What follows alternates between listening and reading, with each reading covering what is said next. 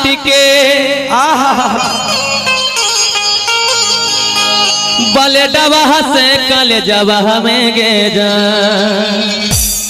अरे जियो सुशील भैया उषा जी जी जरूर। कि तोहरे नाम मालिक है हलिया काट के अब बले डबा से कल जबा में जा।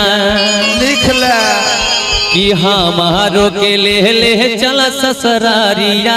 अच्छा अरे बंद कर के गोदर जबा में। अच्छा नहीं गोदरेज छिए तू ये पहले तो से साउंड नजर आ रहा है। ये क्या है? मिथुन साउंड बखड़ी बाजार ना। जिनको जिनको बुकिंग करना होगा इस पे नंबर दिया हुआ है 95 70 85 85 98। फ्री में ये साउंड है, गोदरेज नहीं। आज भर के लिए ओकरी के गोदरेज बना ले। अच्छा इसी को फाड़ के सुबह में इसमें बुक कर देंगे आपको। चलिए कि तोहरे नाम मालिक है हलिया काट के उषा जी बले डबा से कल जबा में जा। कि हमारो के ले चला ससुरारिया। अब बंद कर के गोदर जबा में जा। लेकिन भैया पता था यार दिल लगा के जो तोड़ दे छे ना बड़ा दुख होय छे बुझलो। वह पर लड़का दे ना जो की करे छे। हाँ इन्हें सुनो ना तब लड़का कहे छे सुनो सुनिए ना मेरा ये जे तना कनैलई औरी कनाही ले मर जई बहुते के कान तो। मोनू भैया आई सुमंत भैया सुनिए ना की बोला भैया। तोहरे नाम मालिक है हलियो काट के बले डबा से कल जबा में गे जा। बहुत बहुत धन्यवाद।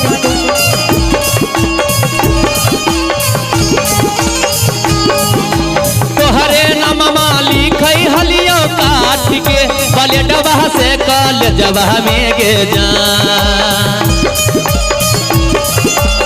काट के बले डबा से कल कि हमारो के ले चला ससुरारिया। उषा जी कि बंद कर के गोदर जबा में जा। हमारो के ले चल ससुरवा बंद कई के गोदर जबा में गे। सुनना कि जाहियो ससुर रे अरवा कनिया दोसारा के बनिए के रे जा। अच्छा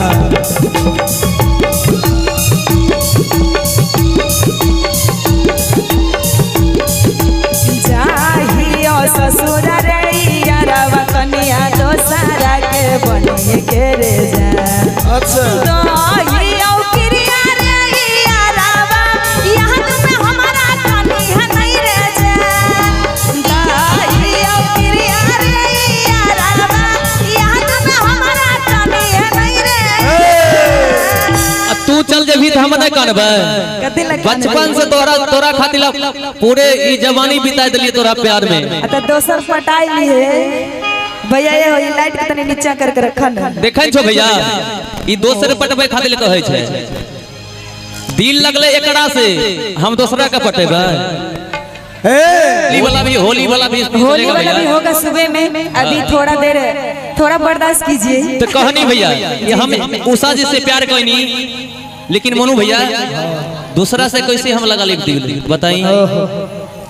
कि तू चल जई भीता जी नहीं पैबो के करा से है उषा हम बतियैबो।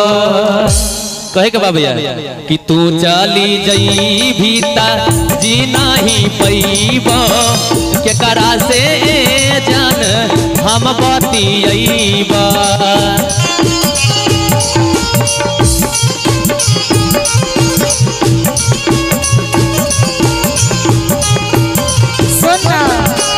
हमरो सुन कि तोरा बिना हम होड़े जनुआ मरिया नो जईबा याद में तोरा दिन रात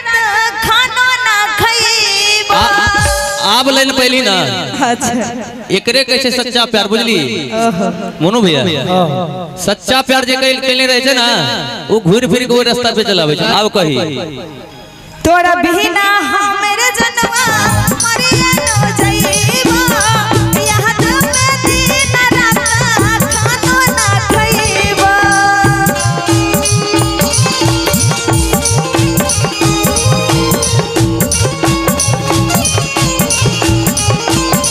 मैं हलिया बांट के दोनों के एक साथ में बुलेटवा से के जा